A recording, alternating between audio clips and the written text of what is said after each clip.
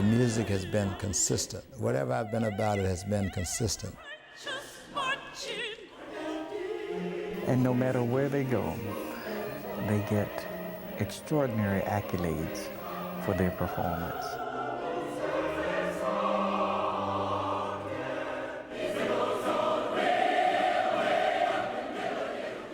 I'm just so happy that he taught me so much.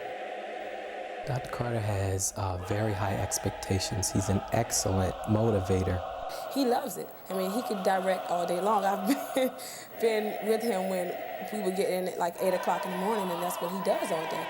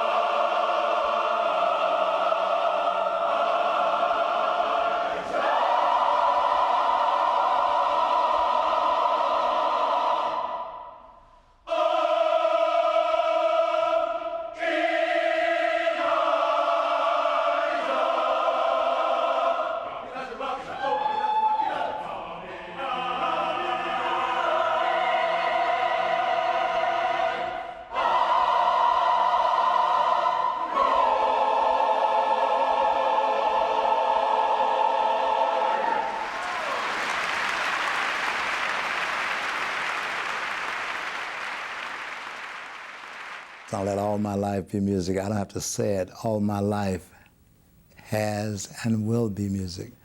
I always wanted to say, Dr. Carter, you are a mentor. You are a strong warrior. I mean, he's just so much to me, and I've never had an opportunity to really tell him that. And maybe before this event is over, I'll get a chance.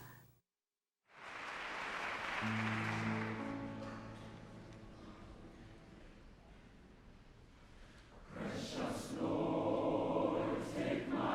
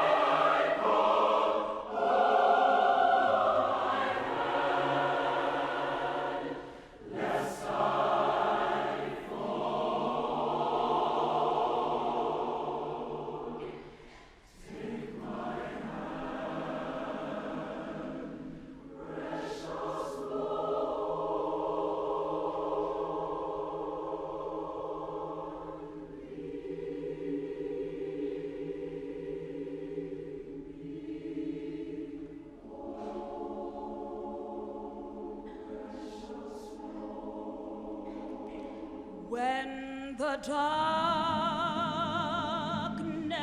appears, and the night draws near, and the day is past and gone.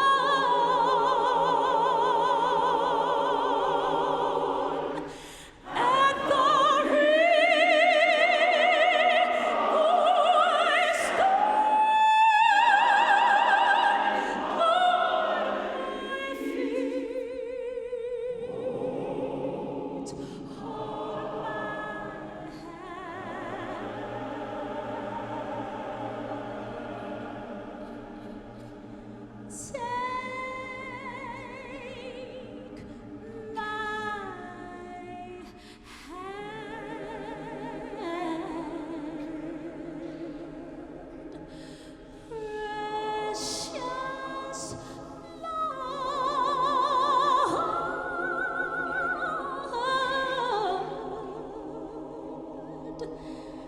and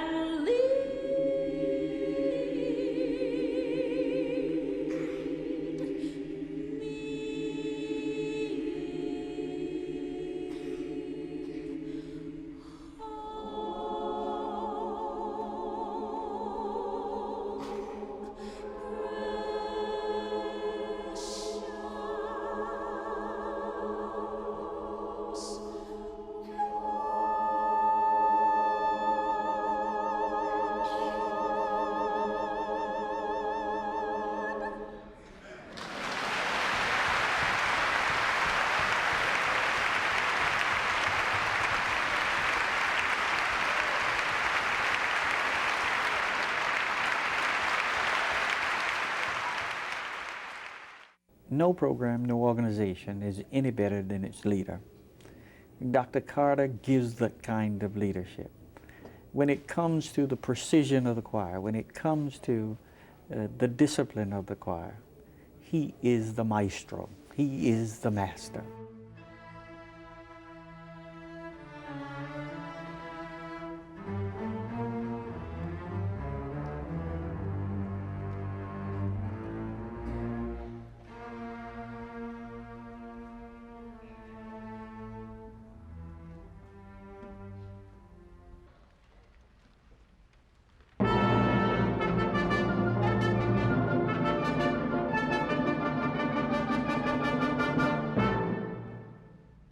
O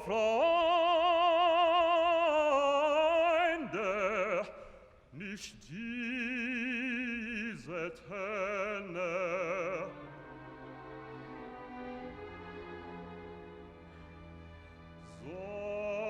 sondern lass uns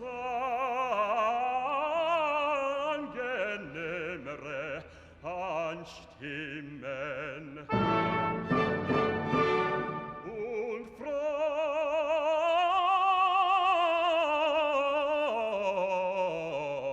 Freude, freudenvollere.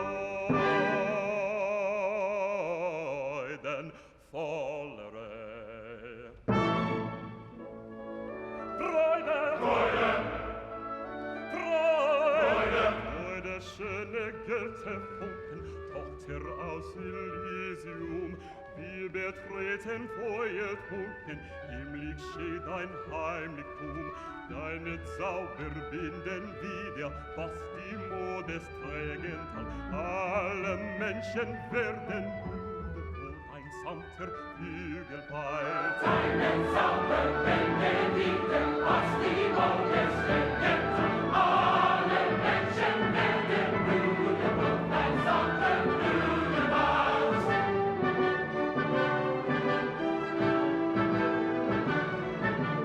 Wem der große Wortbildungen eures Freudes freut sein, wie ein gutes Feuerrogen, ich seine Ruhe ein, auch nur eine Seele, seine Tochter in und deswegen kommt der Stille, weil sich aus diesem Mund, wer auch nur eine Seele, seine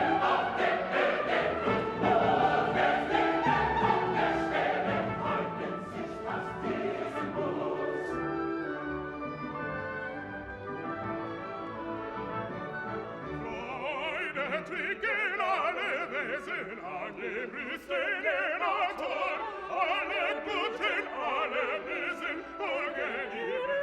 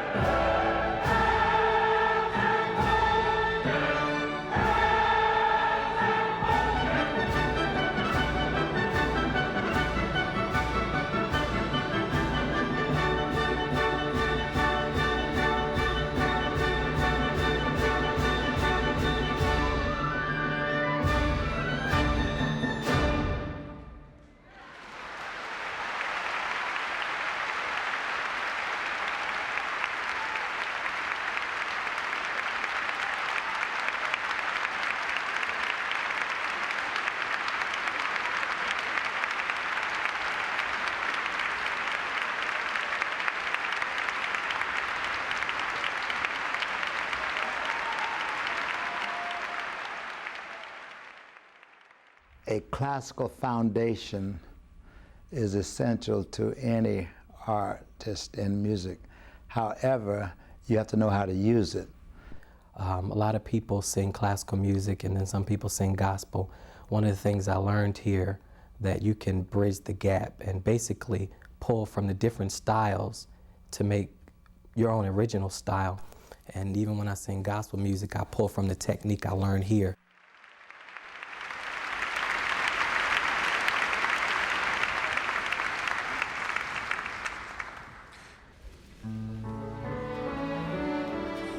Praise thy faithfulness, O God, my Father.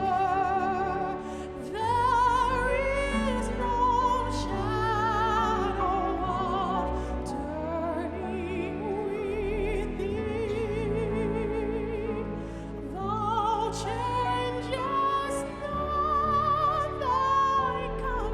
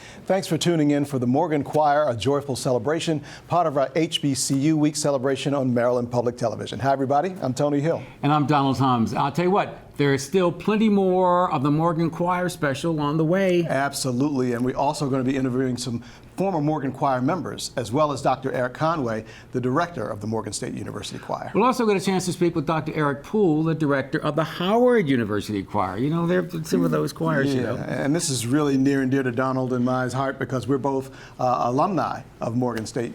And, you know, when we decided to devote a week to exploring America's historically black colleges and universities, we knew Morgan State University just had to be on the list. Of course. You know, and what better way to showcase Morgan than with their world-renowned choir? Absolutely, and we've had the honor of sharing their wonderful music with you over many years, and we're absolutely thrilled to be able to talk with so many Morgan alumni this week. You know, this is one of my favorite shows, one of Tony's favorite shows, so don't go anywhere. More wonderful music from Morgan is on the way. One look at Jesus and my cares, they will all pass away. Only one look was all I needed, and my life has been forever. A lot has been happening in the world of HBCUs. Most notably, Vice President Kamala Harris, the first woman to fill the role, is a graduate of Howard University. If you need an example of how HBCUs help students compete on a global scale, look no further. Well, here at MPT, we wanted to share the stories behind these institutions in a way that other stations and media outlets simply aren't doing. And that's why we're here for HBCU Week. We're dedicating an entire week to celebrating and bringing attention to America's historically black colleges and universities. Dr. Eric Conway is the chairperson of the Fine and Performing Arts Department at Morgan State University, as well as the director of the Morgan Choir. He served as associate conductor and principal accompanist for the choir for over 20 years under the leadership of the late Nathan Carter. He received his Doctor of Musical Arts degree from the Peabody Conservatory of Johns Hopkins University, where he majored in piano performance and minored in conducting. Dr. Conway, thanks for joining us today. My pleasure. It's so great seeing you. So what kind of impact did Dr. Carter have on you and the other members of the choir? What I remember most about Dr. Carter was his showmanship. He always knew what his audiences, what they needed to hear or what they wanted to hear. As a current director in confounding performance situations, I often say to myself, what would Nathan Carter do? Is there one moment at all you can share with us that you remember of Dr. Carter? I once took the choir to Prague once, and an older Prague lady said, I've never heard the voices of black voices before. However, now I think I've heard the voice of God. Wow, that's profound. When you guys first started traveling, what did people think about you? What was the reaction? It was arresting to see the response, the visceral response of other cultures upon hearing, hey, other cultures in this country going into some backwoods places that maybe have never heard a black choir before, and then hearing the excellence of the Morgan State Choir was Morgan State University. All of a sudden, Morgan State University was on the map. You know, Where are you from? Baltimore, Maryland. No, I think you're right, because I think it did. You know, there were the Morgan State Bears, you know, and then there's the choir, you know, and without a doubt, you did put it on the map globally, you know. But now you're the grand guy. You're conducting you're leading the choir. What's your vision for it right now? Well, when I first assumed the position, many people said it must be difficult to follow Nathan Carter, but I say no. It was much more difficult to do what Nathan Carter was to begin a culture of choral excellence at Morgan State University. And then all I am doing is just continuing that excellence. So all I can say is I've just tried to continue his high level of music making and maybe even take him to another level. What do you think the future holds for arts and music programs at HBCUs?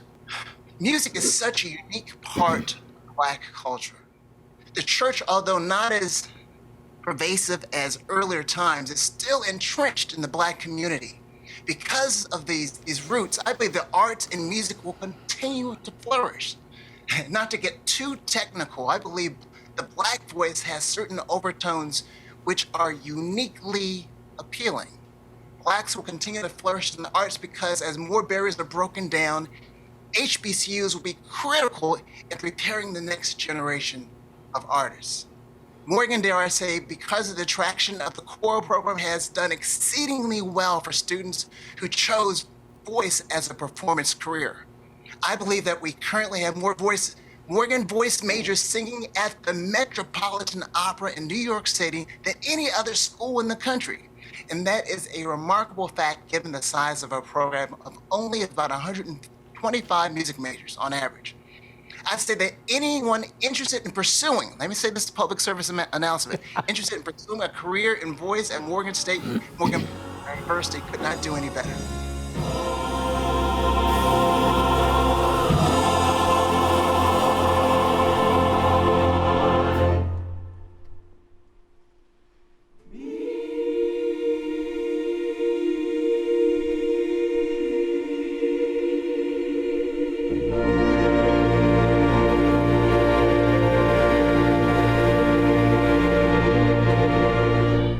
I now have the pleasure to talk to Mr. Colin Lett, who is a former member of the Morgan Choir. I can't imagine what it was like being among those many stars and Dr. Carter. What impact did he have on you and the other members of the choir? And welcome, by the way. Thank you. And I'm greeting you here all the way from Dr. Carter's hometown, Selma, Alabama. And I must say, coming from Selma, going to Morgan, and being in Dr. Carter's choir was really culture shock. And to say it simply, Dr. Carter changed my life. I am the conductor of the Selma High School Choir. And I couldn't do music here in Selma if it wasn't for the influence of Dr. Nathan Carter. The way in which he was able to take such a highbrow medium of choral music, but to make it accessible and make it where children from urban backgrounds, children from the inner city, children from rural areas could relate to it and really take a hold of it. I've taken that and brought it to the children of Selma, Alabama here. I'd now like to welcome Angelo Johnson, Jr. Mr. Johnson studied under Dr. Nathan Carter as a member of the Morgan Choir. He has performed with various vocal ensembles and orchestras all over the world, including the Baltimore Symphony Chorus and the Lincoln Center Jazz Orchestra. He's also the artistic director of the Carter Legacy Singers. Mr. Johnson, you are an accomplished and much sought-after vocalist. What kind of impact did Dr. Carter have on you during your time in the choir and as a music major at Morgan? Dr. Carter, to me, was probably the conduit by which I realized my potential as a vocalist.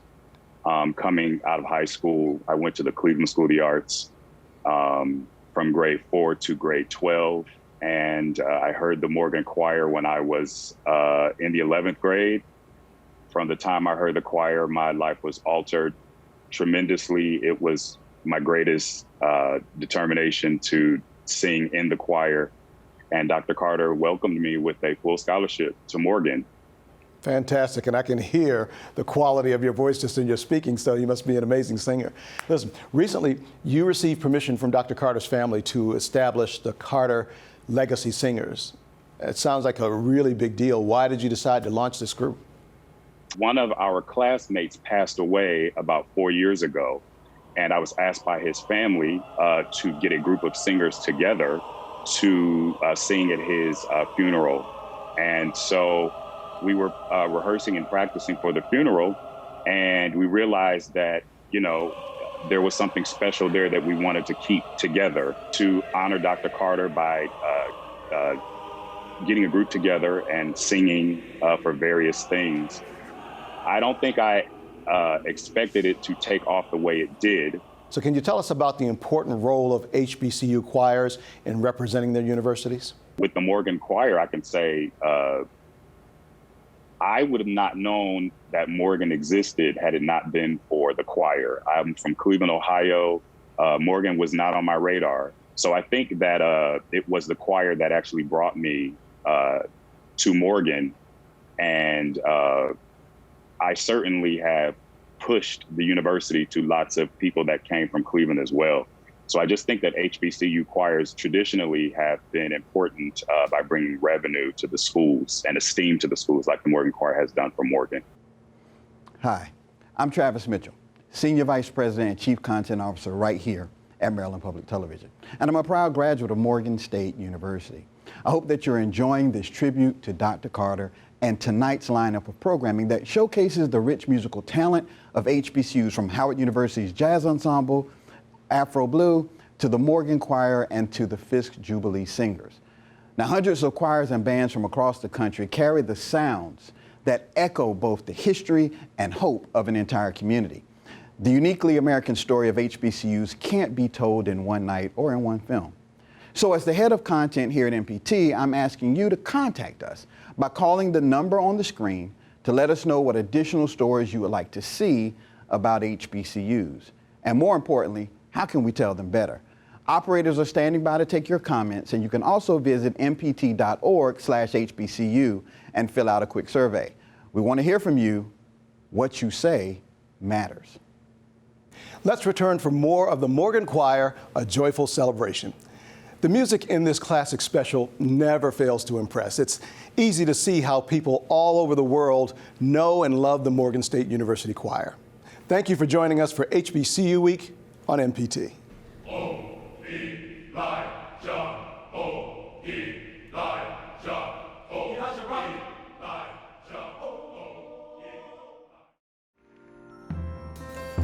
I know it's late, but I couldn't wait to call you on the phone.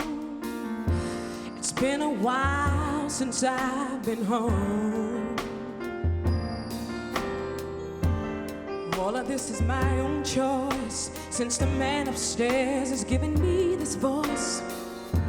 No matter how long it takes, no matter how hard it breaks, I gotta use it or lose it.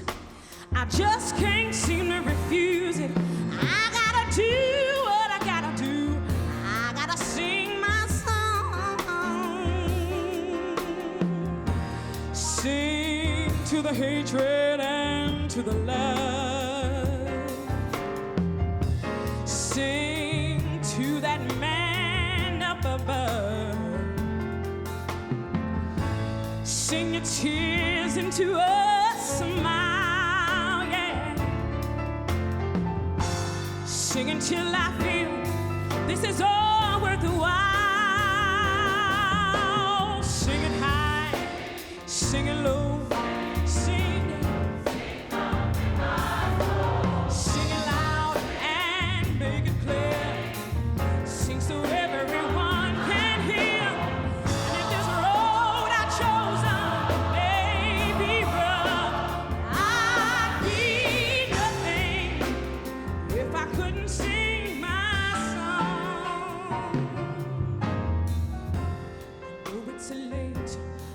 Couldn't wait to call you on the phone.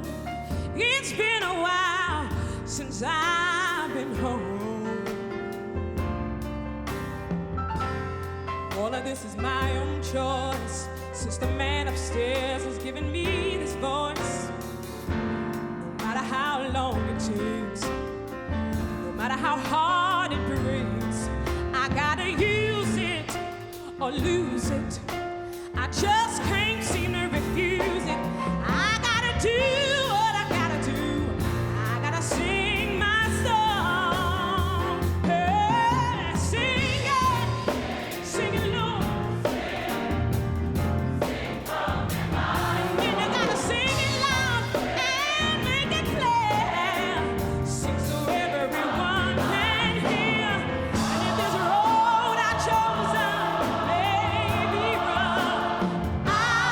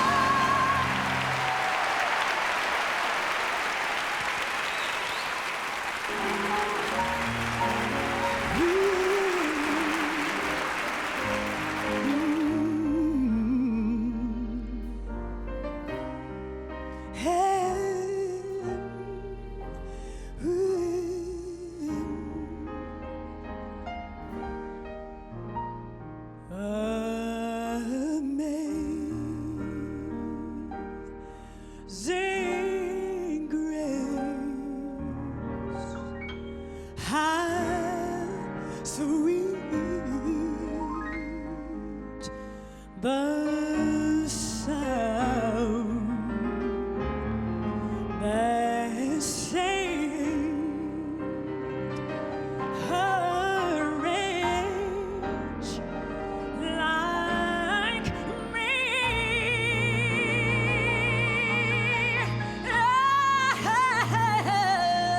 I was lost, but now I'm found. I was blind, but now, thank you, Jesus, I see.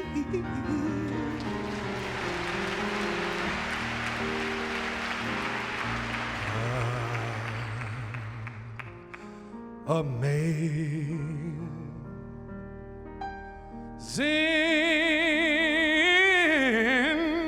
grace, how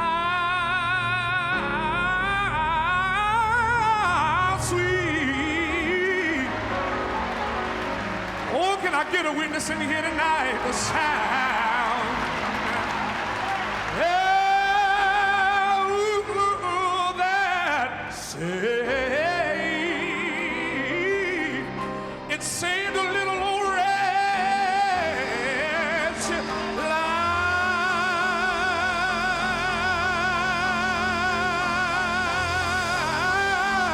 me.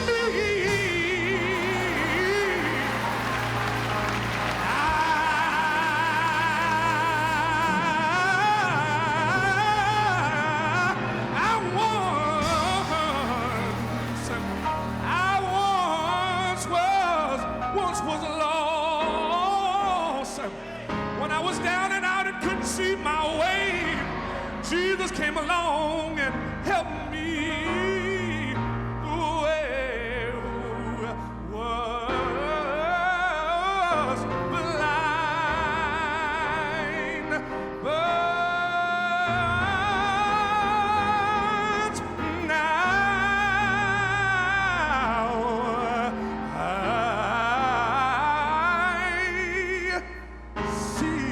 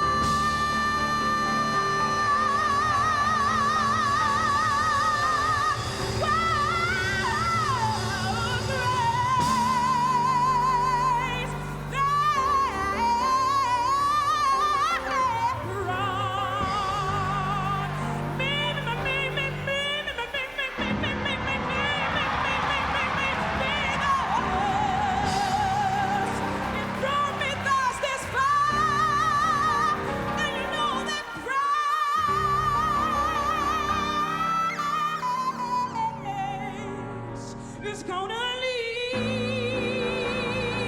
it's gonna lead me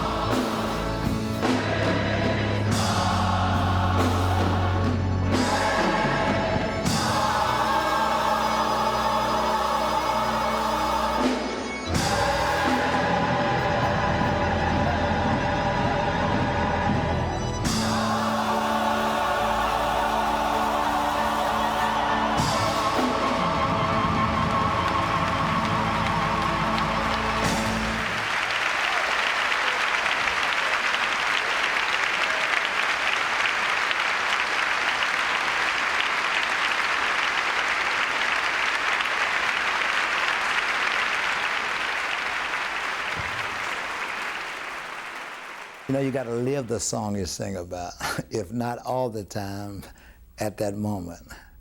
And it's becoming a great actress or an actor. You have to be totally immersed in that song at that time.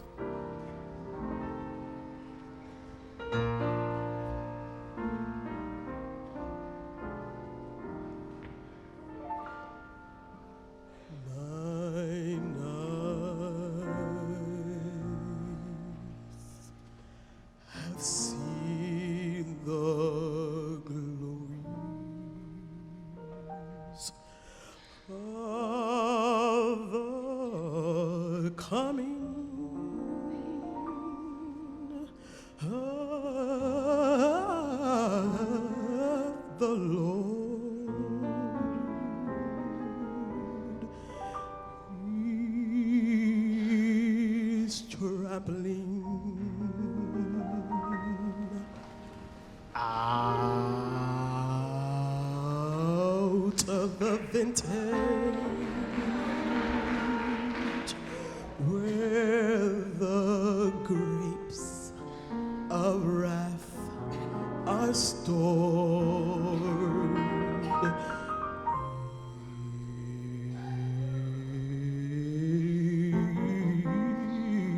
has loosed the faithful lightning